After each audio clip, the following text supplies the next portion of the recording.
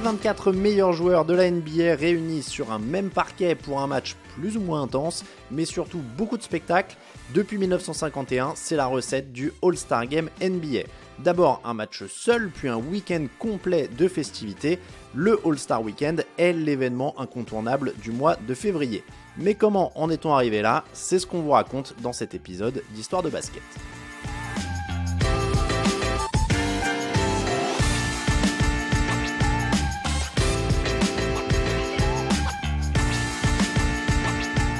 La NBA est la dernière ligue majeure américaine à avoir créé son All-Star Game. Et pour cause, elle n'était pas née quand la Major League Baseball a eu l'idée la première. En 1933, le 6 juin exactement, la MLB est la première à dégainer un All-Star Game. Le nom exact de l'événement, c'est le Midsummer Classic, mais les bases sont déjà là. Les meilleurs joueurs de chaque conférence s'affrontent. À l'époque, le match est organisé en marge de l'exposition universelle de 1933 qui a lieu à Chicago. Il a aussi pour objectif de booster le moral du public dans un pays en pleine crise financière. C'est Arch Ward, un journaliste du Chicago Tribune, qui a eu l'idée. Et dès cette première édition, il fait appel au public pour choisir les 9 titulaires de la rencontre. Les bases sont posées par le baseball. Du côté du football américain, le premier All-Star Game a lieu en 1939. Là, c'est un match entre le champion en titre et une équipe composée des meilleurs joueurs de la ligue. La NHL s'y met pour le hockey en 1947, là encore, le champion contre les meilleurs joueurs des autres franchises. À la décharge de la NBA, on va rappeler que la ligue est née en 1946 sous le nom de BAA avant de devenir la NBA en 1949. À ce moment-là, les All-Star Games du baseball, du football américain et du hockey sur glace existent donc déjà. Finalement, les choses sont allées assez vite pour la NBA. En 1951, 2 ans seulement après sa création, l'idée d'un All-Star Game est lancée.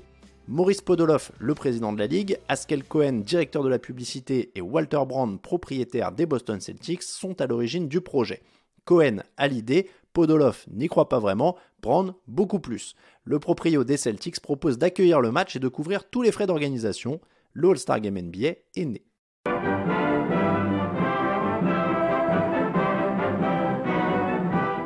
In the Boston Garden, the first NBA East-West All-Star Game, the dream game for the pros.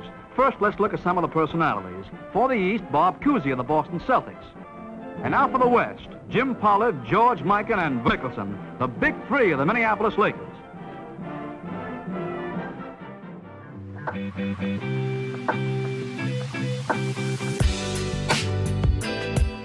Le 2 mars 1951, les meilleurs joueurs de la NBA sont réunis pour la première fois sur le parquet mythique du Boston Garden.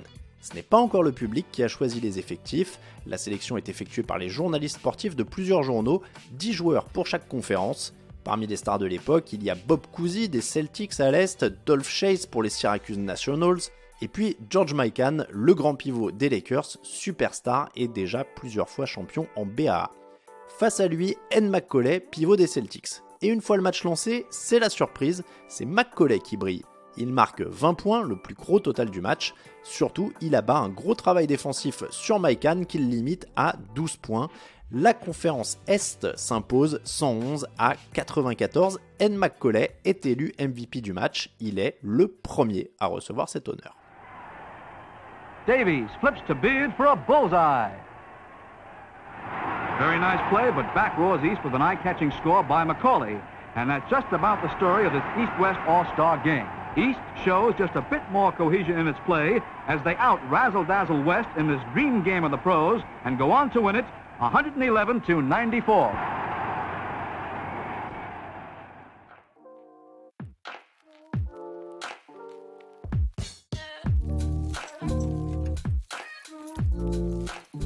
Au fil des années, le All-Star Game reste sur une étonnante continuité, c'est surtout l'événement autour du match principal qui gonfle.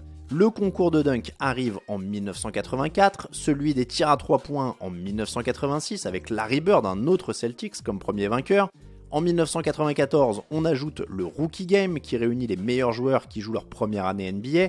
2003, ce sont les manieurs de ballon qui sont mis à l'honneur avec l'arrivée du Skills Challenge, sorte de parcours de dribble, tir, passe, agilité et vitesse plutôt tourné vers les meneurs. Enfin, la même année, le Celebrity Game réunit acteurs, artistes et célébrités en tout genre autour du ballon orange. Parmi les MVP depuis, on retrouve Justin Bieber, Nelly, Common ou Kevin Hart. Pour revenir au match principal, il y a beaucoup d'anecdotes. Sur le plan cosmétique, par exemple, dans la majorité des éditions, les joueurs ont porté des maillots spécialement imaginés pour l'événement, sauf entre 1997 et 2002, quand les joueurs portaient tous le maillot de leur équipe. La Ligue a dû remarquer que c'était visuellement compliqué, et surtout qu'il y avait moins d'argent à se faire, alors on est revenu aux maillots spéciaux. Autre détail, le seul All-Star Game qui n'a pas eu lieu, c'est 1999, à cause du lockout. Au final, il y a surtout 2 grands tournants à retenir.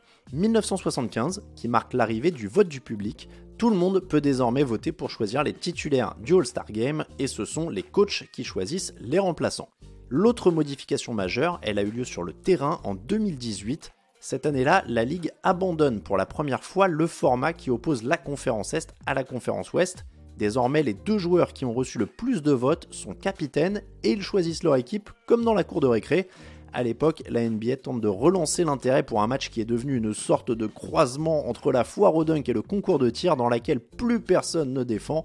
En 2017, le match s'était terminé sur un score démentiel de 192 à 182, une énorme farce. Finalement, l'expérience des capitaines d'équipe dure 6 ans, car en 2024, c'est le retour du format Est contre Ouest. Le duel est relancé alors que l'Est mène 37 victoires à 29.